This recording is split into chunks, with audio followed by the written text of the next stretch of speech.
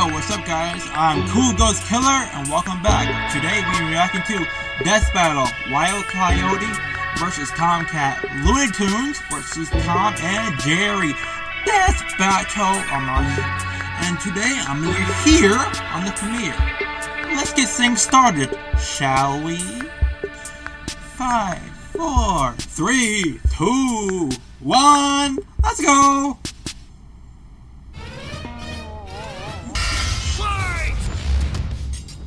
I hope the Wile E Coyote, the fastest and furriest of the Looney Tunes. Tomcat, the powerhouse pussycat from Tom and Jerry. The fans voted for it and we're here to deliver. He's Wiz and I'm Boomstick. And it's our job to analyze their weapons, armor, and skills to find out who would win a death battle.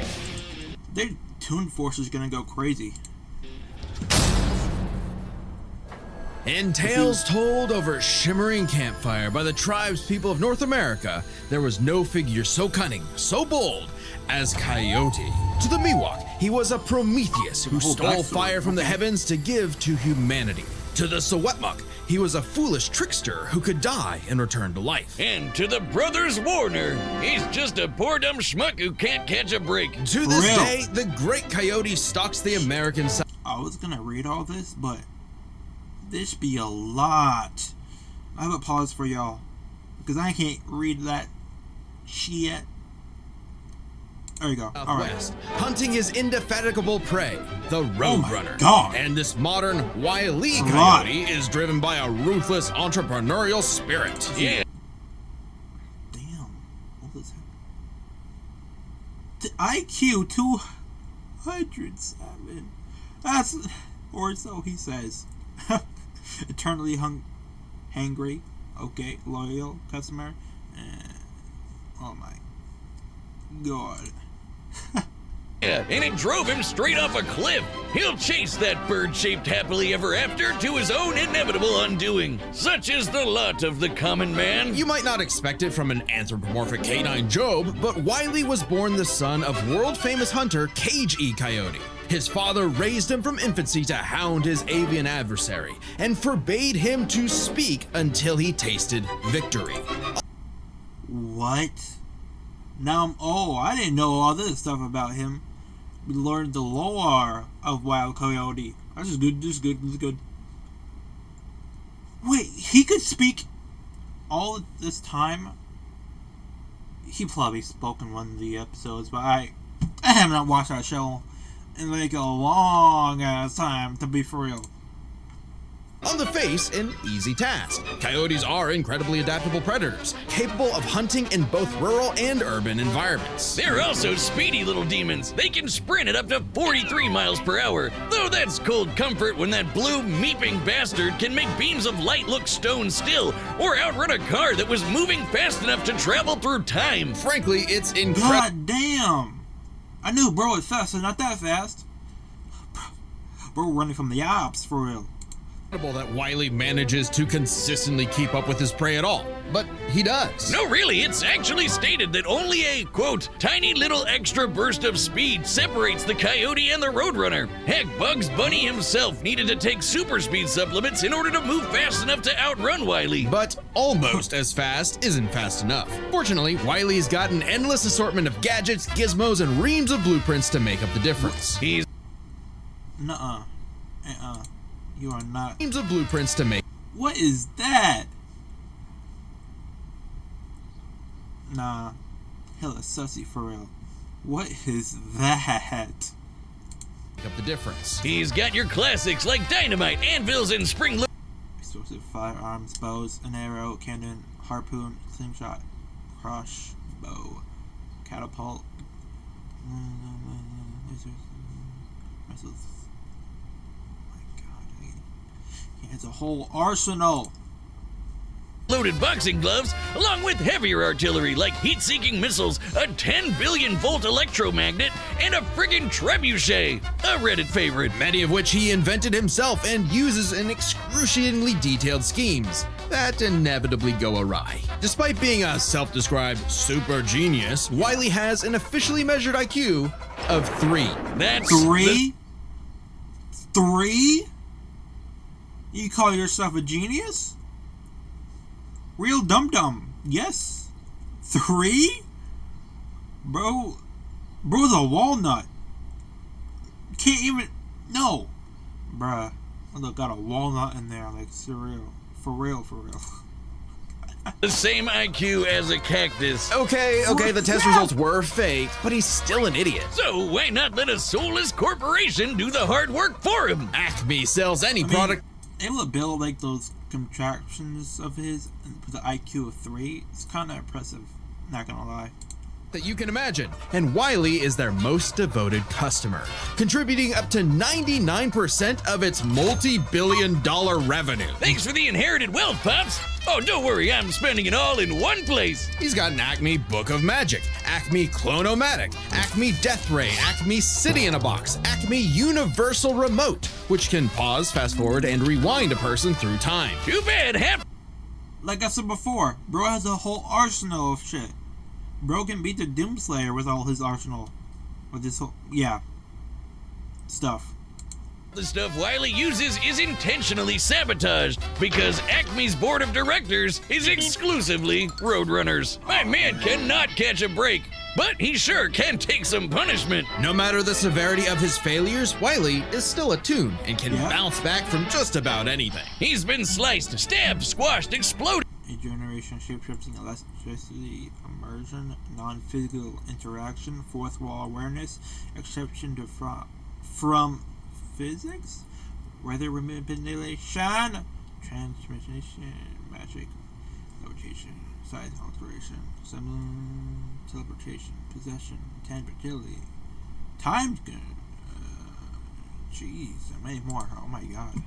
Melted, blasted into a constellation, and overall verbed for the last 87 years straight without ever actually dying. He once got fully disintegrated into ash and popped back up like it was nothing. Similar to the immortal Coyote of Sewetmuk legend. He's also shattered the fourth wall tons of times and even left the comic page entirely to catch the Roadrunner.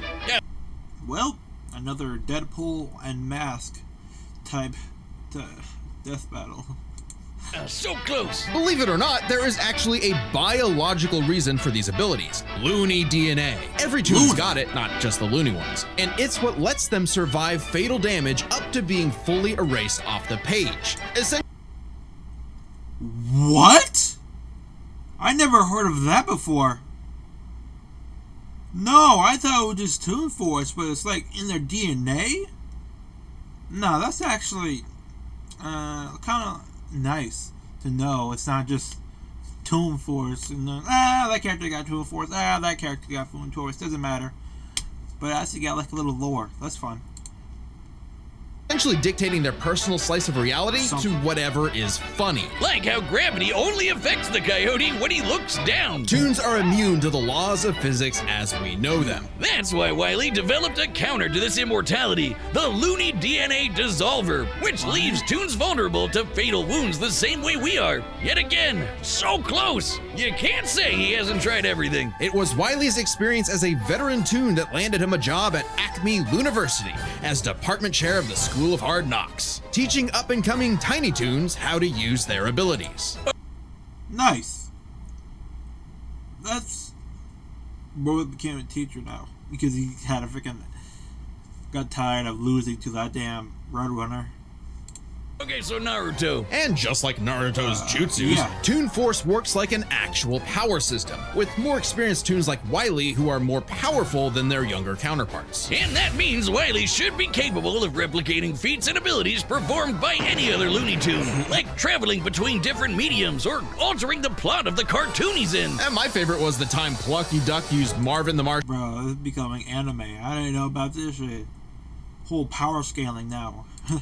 Matter transmogrifier to suck up the entire universe. And then suck up the animator animating his universe. And then suck up the animator's universe for good measure. Wile E's got a cushy 10-year job teaching that stuff. Impressive for an abject failure at his life mission. He's helped stop a meteor from destroying Earth, beat the Monstars in basketball, and even, oh snap, caught the Roadrunner! Roadrunner! Finally. Oh, wait, never mind. So damn close! According to 1977's Tweety and Sylvester issue 67, Wile E. Coyote has attempted to catch the Roadrunner 4,776,842 times. God damn, son. Give up.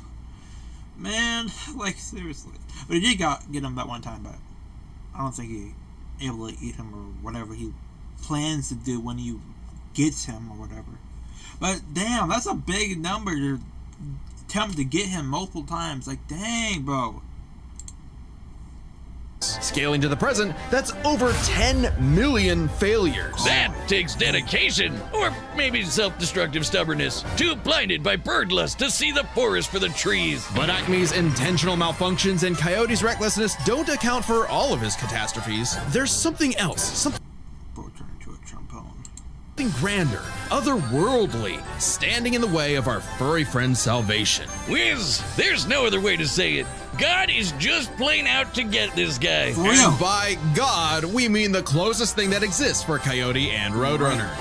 Chuck Jones. The guy that created him and helped forge the Looney Tunes into how we know him today. Originally meant to be a parody of earlier chase cartoons like, well, Tom and Jerry, Jones established several rules for their animated. Roadrunner cannot harm the coyote except being beep beep. No outside force can harm the coyote, only his family or coyote can stop any. No dialogue except for beep beep. Roadrunner must stay on the road, otherwise likely he would not be called Roadrunner. All action must be. Material goes. Whatever. Okay. Animated shorts that superseded Coyote must always be humiliated and harmed by his. Wow. That's. Coyote's reality warping toon abilities. Rules that cover his obsession, faulty products, and the fact that no outside force, not even the Roadrunner, is to blame for his defeat. Just him. While other creatives have altered this formula in the decades since Jones's departure, these rules have effectively made the Coyote's defeats cosmically ordained. God nerfed Wile E. Coyote. In all our years making Death Battle, we have never seen a handicap like that. But what else can you expect from our fanatical furry fail son? He's the Sultan of Slapstick, the CEO of Second Place, the swing and a miss superstar. As long as he picks himself back up and dusts off the ashes, that'll never be all, folks, for Wile E. Coyote. Yep. Alright. Tom and Jerry time. Wait, can I get both of them? Wait. It says Tom and Jerry. Oh, no. Never mind. Just Tomcat. Never mind. Year was 1939. War raged in Europe between the British Tommies and the German Jerrys. As the beleaguered English made their miraculous escape from the German encirclement off the coast of Dunkirk, one might have called the battle a game of cat and mouse? Oh, wow, is that actually where their names come from? I'm looking this up. Regardless of their names' origin, William Hanna and Joseph Barbera's infamous cat and mouse duo became the undisputed kings of slapstick comedy. The formula is simple, and we all know it. Tomcat chases Jerry Mouse around the house. Brutal, bone-shaking, I felt that in my balls. Violence Oh my god. ensues, Maybe a and cartoon, but that hurt me physically. Tom is reprimanded by Mammy Two Shoes. Who is, let's say, very much from the 1940s. And if you're like me, all you wanted to see was Tom wipe that smug smirk off that little rat's face. Despite my well-documented hatred of cats, even I've got to cringe at years of propaganda to convince us to side with the filthy, flea-ridden rodent over man's second best friend. Oh, big yawn. House cats like Tom are actually some of Earth's most successful predators. They can run up to 30 miles per hour, leap 6 feet high, and despite being commonly perceived as nocturnal, they're actually crepuscular and hunt in the dawn and evening. Tom specifically is a British shorthair. They're strong, stocky Roman cat. Like, what? I never heard that word before. Probably because I'm a dumbass, but I don't know.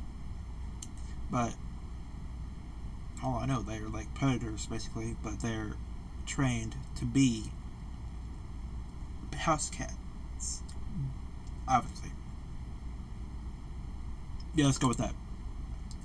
cats bred to withstand harsh conditions. And for Tom, harsh conditions is an understatement. Tom has collected a crazy assortment of weapons in his war against mouse kind. Sure, most of it is the stuff you can find around the average American household, again, another big arsenal.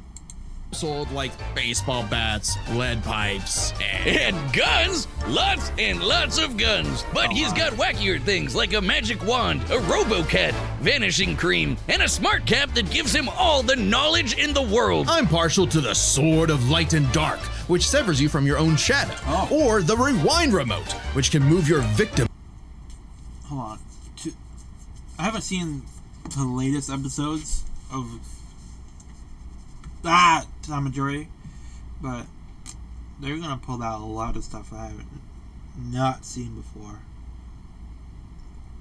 Speaking of, anyways, I'm still new to reaction videos, so I have no idea how to really do the volume. I do tests, but it doesn't really help me very much because I use headphones for all this stuff, obviously. Yeah, okay. Obviously. Let's continue, shall we? Backwards through time. And you can't forget the cat car and cat jet, spelled with K's, of course, but just the cat part. Tom's arsenal is heavily improvisational, which fits his quick thinking in fights over Thanksgiving turkey. Though he often loses his bouts with Jerry, it's not usually because he's dumb or incompetent. Rather, he's just genuinely outplayed. And even in defeat, he's one tough son of a gun. He's been crushed, blown up, had every bone in his body broken, shattered, melted, and vaporized to dust. And survived. Well, mostly. Tom actually has kicked the bucket multiple times, but little known cat fact, he has 9 lives, as established in the episode Heavenly Puss. Wiz was conducting some different kind of research when he stumbled on that episode. Very funny. Even if Tom starts to use his lives up, he has a potion that just restores them. Or he can fit. Well, that makes sense. I mean, if can't be having your cartoons if you're like the god of the universe or the writer, not having your cartoons freaking die unless you have no freaking money to make or whatever. Physically go get them back from hell, where all cats go. Extremely hardcore for a Toon, but there isn't much of a limit. Hammer space electricity. Physics, shape-shifting, regeneration, cloning. No lives, yes. Basically the same, almost. To what Tom can do. He can clone himself, levitate in the air, make his imagination real, and even break the fourth wall and enter the real world. Yeah, if you only watch the classic cartoons from the 40s, you may be in for a shock. Tom and Jerry gets buck wild, much like the actual inspirations for their names. Thank you, Google. Oh, you're still on this? Dodoy Whiz. They were actually named after the 2 characters in Pierce Egan's delightful life in London, Jerry Hawthorne and Corinthian Tom. It was adapted to the stage with the title Tom and Jerry, which later became a catch-all term in 1800s England for young, drunken rabble-rousers. One could, in fact, say that many rabbles were roused the time Pakistan obliterated a planet-busting asteroid, ruined several countries with his vehicles, dodged lightnings and lasers, run past 2 ecosystems, launched into space in an explosion. Okay. Took Jerry's pen over 80 years. Defeated Jerry, Butch, Droopy, and Abyss, or however you say that. I'm sorry, I'm a dumbass. Tom destroyed a planet-busting asteroid, lifted up the sun, and was blown up into a constellation. And he was just fine. Just a bunch of stars. God damn! Now, but he's okay. He tanked an explosion that launched him through time to the Stone Age and has run through space at massively faster than light speeds. That shouldn't be a surprise when he and Jerry have been at each other's throats for over 80 years now. But what makes 80 years, man. God dang. Like, bruh.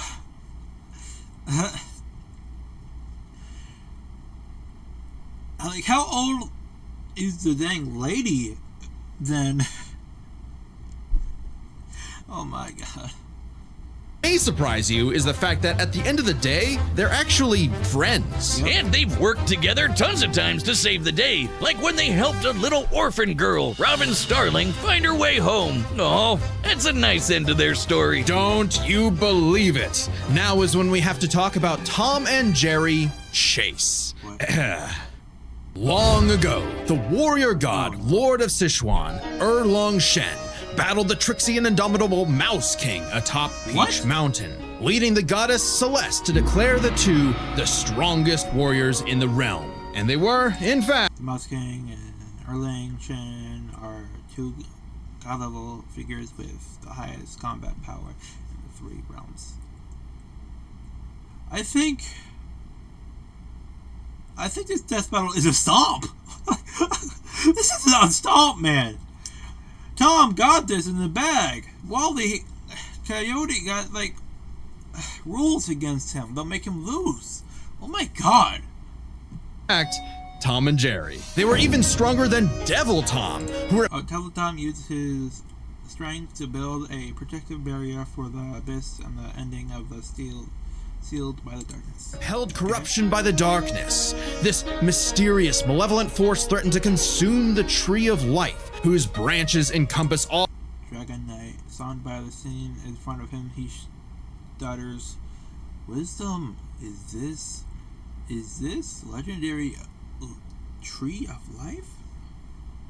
Fairy Godmother, yes. Nods, "This is Tree of Life? Each of the galaxies above small independent worlds, they rely on power of Tree of Life to build their own laws of the world, and they communicate in exchange between multiple worlds through the power of the Tree of Life." All of time and space. Banding together, these warriors use the star element to dispel the darkness and save the universe. What the fuck? While it may sound completely insane, it is. Chase is a Chinese mobile gacha game whose lore is not entirely in keeping with the spirit of the source material. However, it is officially licensed by Warner Brothers Interactive Entertainment, which Nah, this is a stomp. This is a stomp.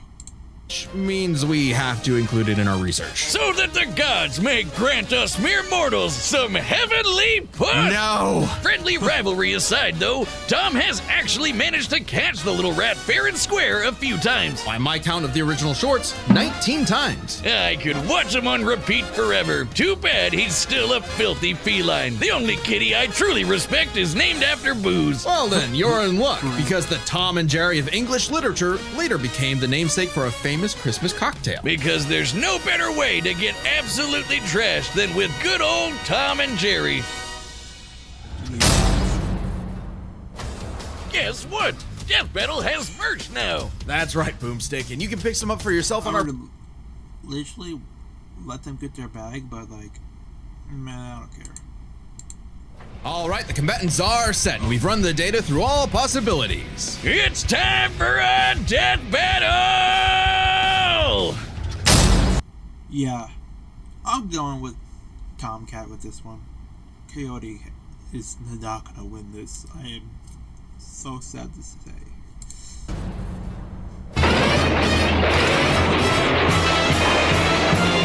No! Houseman.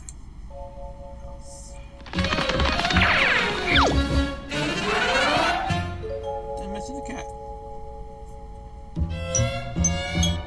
And bird flying. Okay.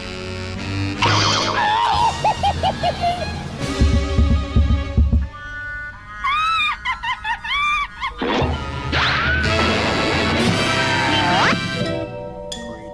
What about our Coyote?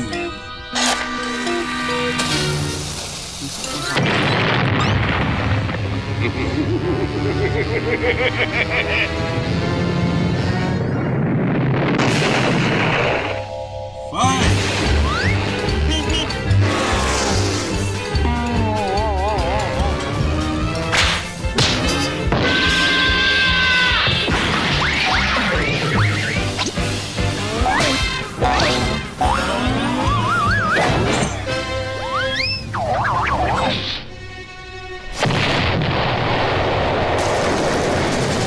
war. What the? Come on, you apes! You want to live forever!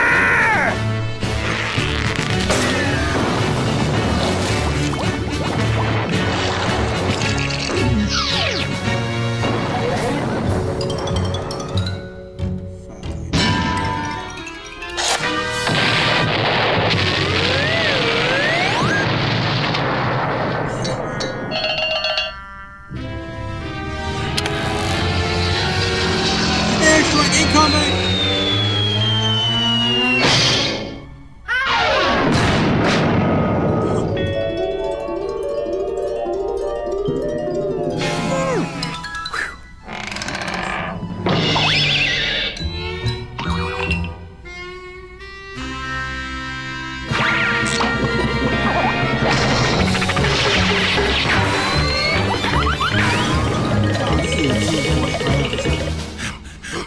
Did I say fight?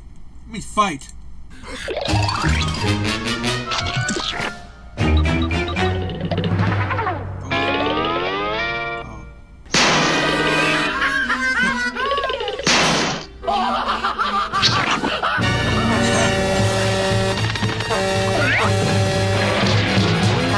Oh my god, yep, this is definitely too fun.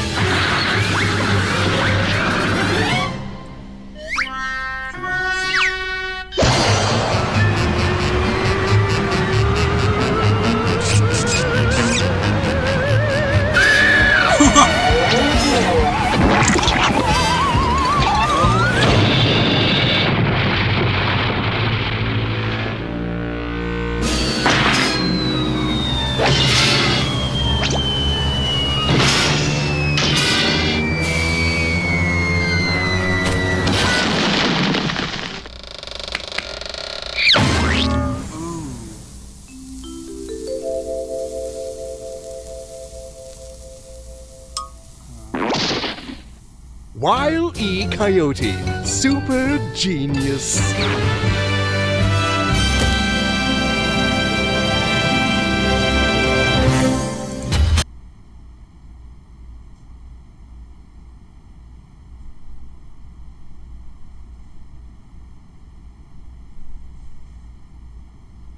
No!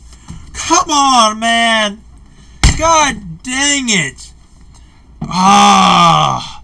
I forgot about that DNA freaking dissolver thing! Dang, how did he survive? How? What the heck? Does that tiny freaking umbrella saved him? What the heck?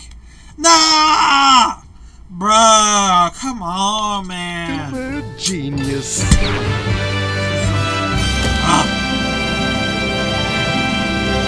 Bro!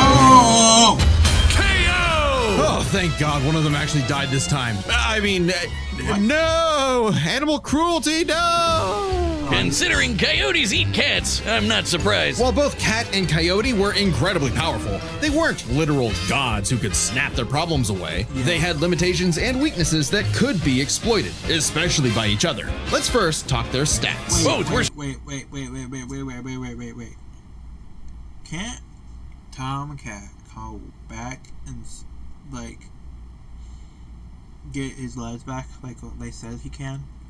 So he's not dead, he can come back. So technically, it's a draw, I would say.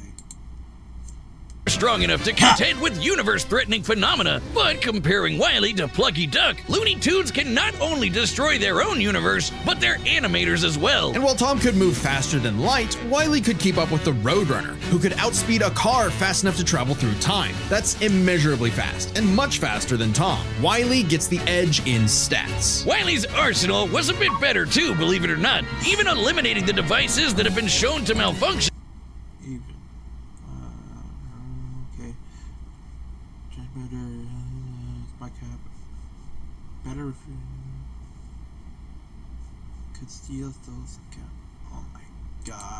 He still countered everything Tom had. The biggest being the Looney DNA Dissolver, Yeah. which could render Tom's cartoony healing factor moot and end the fight. While Tom has never been shown to have Looney DNA specifically, the concept clearly has nothing to do with actual DNA molecules. Looney Tunes have been erased completely and still returned, so it's clearly something more fundamental to their essence. And since the Dissolver works on any tunes, not just the Looney ones, it should apply to Tom. But Yeah. considering how much of a screw-up Wile E is, it wasn't a sure bet. Hell, it could have backfired, especially considering how much more competent Tom is. When it came to intelligence, Wile E's engineering and scheming genius were often defeated by his own ego and stubbornness. Tom, on the other hand, was consistently more flexible, pragmatic, and victorious in his fights. He definitely gets the edge there. Oh, Good!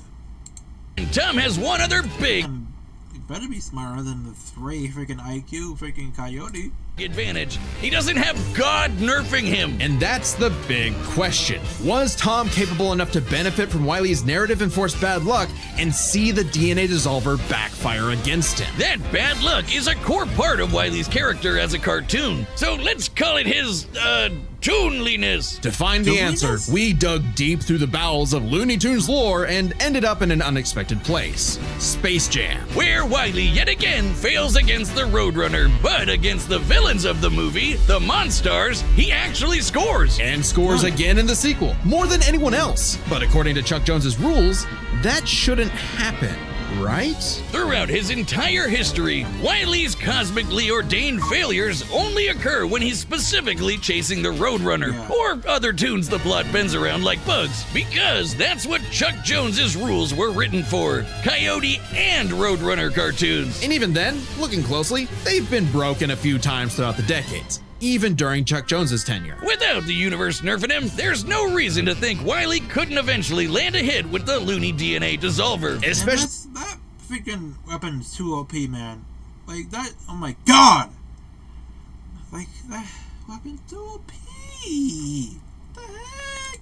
when the only reason it failed was because of the Roadrunner's intervention, a direct violation of Chuck Jones's limitations on the Coyote. And especially when it's the only thing that either one had that could kill the other. Despite lacking Wile E's narrative impediments, and despite having a better track record overall, Tom ultimately had no surefire way to kill Wile E, whereas Wile E's superior strength, speed, and looting arsenal ensured his victory. Wile E gave one hell of a chase and left Tom Jones in for a rematch. The winner is Wile E Coyote. No! I hate that. Man! Like, what the freak? Okay, let's see what's up. Next time on Death Battle. Miles? Deku? Oh? Oh? Subscribe. Oh my, Spider-Man Miles Morales versus Deku? Izuku Midoriya? Oh my. That's gonna be a big fight. Oh yeah, that's gonna be a good fight. Oh. Alright, y'all. That's it for this video. And like and subscribe. Because I need a lot of freaking subscribers, man. I only got like a couple. And I'm not meaning to freaking beg for it. Like, please. Yeah. Alright. This is gonna be after 5 though. I'm waiting for that soon. When does it come out? Hold on. Subscribe and join as a member to see more Death Battle. Thanks for watching. Oh, it doesn't say. God dang it. Alright, y'all. See you in the next video. Peace out.